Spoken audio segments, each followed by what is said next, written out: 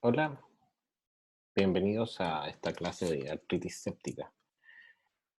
¿Cuándo sospecharla? La idea es dar un enfoque más bien clínico más que teórico. Bien, vamos a partir. Artritis séptica, ¿cuándo sospecharla? La membrana sinovial, como estructura ante cualquier noxa, pierde el equilibrio entre la producción de líquido y la degradación. Por lo tanto, aumenta la producción de líquido y disminuye la degradación. Por lo tanto, eso genera un derrame articular. Es una pérdida del equilibrio de eso. Y cualquier cosa que uno le haga a la sinovial va a responder de la misma forma.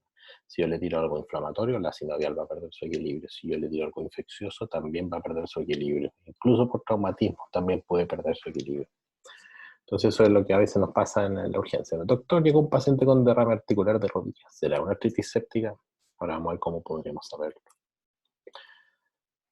Bueno, partiendo de la clasificación, todo derrame articular puede clasificarse en artritis no inflamatorias, como la artrosis, la osteonecrosis.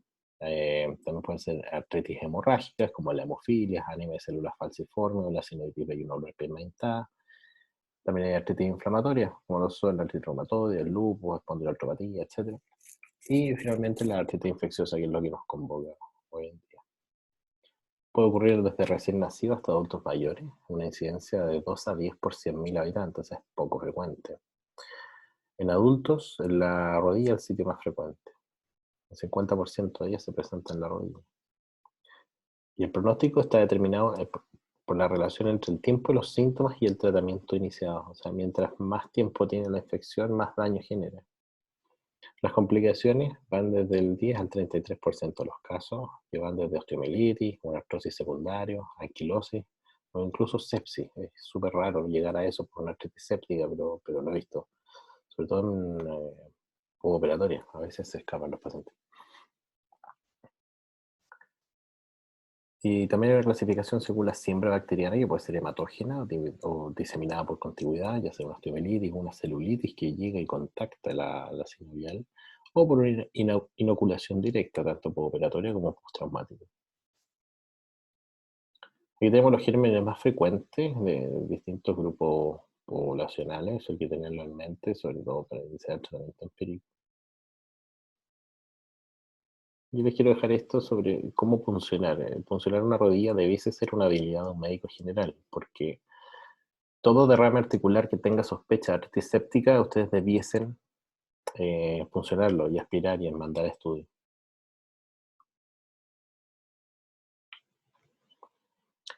Eh, Cuando hay un derrame es mucho más fácil hacerlo, porque ahí está el famoso signo de témpano y en el fondo la rótula flota. Y uno puede ir al cuadrante superior externo de la rótula. El primero puso un poquito de lidocaína para que no moleste tanto, pero uno también puede meter una aguja directamente sin poner anestésico antes, sobre todo porque eso puede generar un poquito de hemorragia y quizás dar falsos resultados del líquido. El ideal es que sea una aguja gruesa, porque cuando el líquido es muy filante se tapa. De hecho, ahí él se le tapó. No aspirar tan rápido como lo hizo él en el inicio, sino que ir lentamente.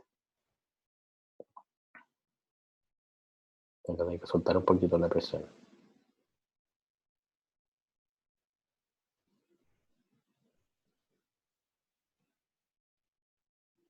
Insisto, usar una aguja gruesa porque es muy fácil que se tape.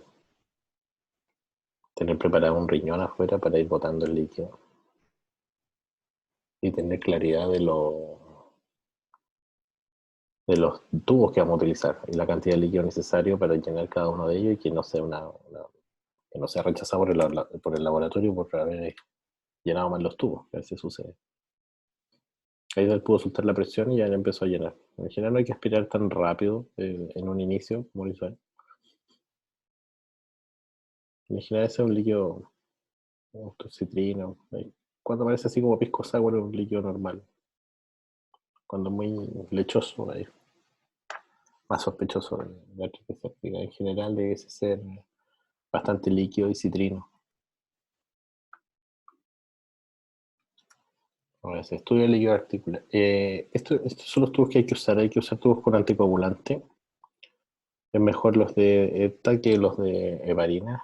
Estoy tomando la foto, ahí sí. ¿Qué es lo que tenemos que pedir? Citológico, un microbiológico, que básicamente es la tensión Gram. Análisis de cristales, el ideal es disponer de eso, pero yo al menos nunca he estado en un centro en que dispongan del análisis de cristales.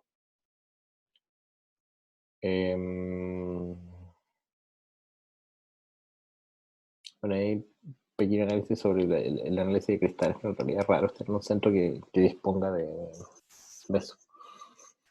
Y otro importante, entonces tenemos citológico, el microbiológico, cristales, puede ser, ojalá que lo tengan, y el bioquímico, que básicamente ahí nos vamos a fijar en las proteínas y la glucosa, pero ahora les voy a poner una...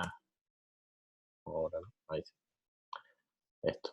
Esto es como el clásico de la definición del estudio del líquido articular. Aquí les puse dos cosas, o sea, en el fondo tres. Una es cuál es el líquido normal del laboratorio, cuál es líquido inflamatorio y cuál es infeccioso. Como dice la lógica, siempre el infeccioso va a tener mucha mayor celularidad. De hecho, lo clásico era sobre 100.000 células, pero incluso se ha visto que por sobre 20.000 ya uno puede considerarlo infeccioso. Esto no es tan tajante, habitualmente uno no encuentra estos valores de laboratorio. Generalmente va a tener un poco que te hace dudar si esto es inflamatorio o infeccioso. Es raro normal, digamos, tener duda entre uno normal y uno infeccioso, porque la brecha es muy grande. Pero entre uno inflamatorio y uno infeccioso siempre hay unas cosas así, con una mezcolanza dando vuelta, uno nunca llega a un diagnóstico certero porque nunca te llega el informe tan bonito como aparece aquí del libro. Obviamente si aparece un gran positivo, está hecho el diagnóstico, pero yo nunca he visto que haya aparecido el gran positivo, a pesar después de que igual eran creo que hacia gran positivo. Pero bueno, esto es lo clásico, o sea, esto es como típico de pregunta de una com y eso hay que sabérselo así como de memoria, aunque en la práctica no les va a ser muy útil para la toma de decisiones. Bueno, algo así, si tiene muchas células, etc. Esto yo creo que es lo fundamental. Este es un trabajo relativamente reciente, el JEJS. En el fondo, tienen que haber ciertos factores de riesgo para que un paciente desarrolle una artritis séptica. No va a ser una abuelita sin comorbilidades que tiene historia de una artrosis de rodilla que llega un día con derrame. Eso es lo más probable. Si no funciona, es que va a salir un líquido inflamatorio y eso va a ser parte de su artrosis. Entonces, ¿cuáles son los factores de riesgo para desarrollar artritis séptica? Ser mayor de 60 años, tener una bacteriemia reciente, ser diabético, enfermedad renal crónica, cirrosis, cáncer, abuso de sustancias. Historia de inyección de corticoides, ojo, eso es importante. Habitualmente uno se olvida de preguntar ese antecedente al paciente. Procedimiento quirúrgico, una artroplastía o artritis reumatoide. El diagnóstico se basa en historia clínica y examen físico apoyado por parámetros de laboratorio y estudio del líquido articular. Ojo, se basa en la historia clínica y examen físico y se apoya en el estudio del líquido articular. El manejo es quirúrgico, eso hay que drenarlo, y también utilizar antibióticos. Esto es lo que les comentaba hace un rato. Un tercio de los pacientes con cultivo positivo tienen recuentos sinoviales de blancos menores de 50.000. Entonces también podemos tener artritis séptica con baja contabilidad celular. Por eso, el diagnóstico clínico de esto se basa en historia clínica y examen físico. Se apoya en los parámetros del laboratorio. Lleva la probabilidad reportada de tener una artritis séptica según la celularidad del líquido. De entre 0 a 25.000, 0,33. De 25.000 a 50.000, 3,59. Y mayor de 100.000 células, llega al infinito. Mensaje final de esto. La sospecha de artritis séptica, una vez más, se fundamenta en la clínica, en la anamnesis, los factores de riesgo y el examen físico. Se apoya en el estudio del líquido sinovial y los parámetros del laboratorio clínico. El recuento del líquido sinovial va a ser diferente para rodillas nativas y post-artroplastía. Ahí le sumé otro escenario, de que en el fondo es un paciente post-artroplastía que llega con derrame. Eso hay que estudiarlo, eso es mejor derivarlo inmediatamente, no empezar a funcionar pacientes post-operados de artroplastía. Constituye una emergencia traumatológica. Se estima que el daño articular después de las 8 horas de iniciar el cuadro ya está instalado. el manejo, el tratamiento es médico-quirúrgico. Se puede hacer una artroscopía versus una artrotomía. Hay varios trabajos que indican que andaría mejor la artroscopía, pero en realidad, si uno no tiene el, el know-how, es mejor hacer la artrotomía.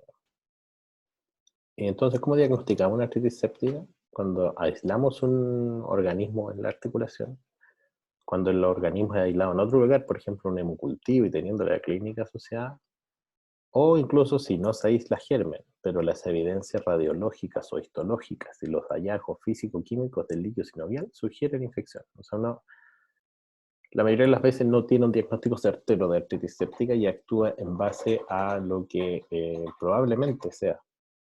Así que quizá eso también retarda mucho el diagnóstico y porque se pierde cerca del 50% de los pacientes y de repente uno ve artritis sépticas que llevan 3 meses, se pasaron y es terrible porque todo adentro, cuando uno hace la artroscopia, empieza a caer a pedazos, es como un tejido muy friable, es terrible. A mí me ha tocado un par de veces ver esos casos y no. Así que, mensaje para la casa, atento, derrame articular, fijarse en historia y examen clínico, funcionar un derrame que tengan dudas de dónde viene. Y ojo con el líquido porque es traicionero. Lo más importante es la clínica y el examen físico. Así que eso por hoy. Nos vemos en la próxima.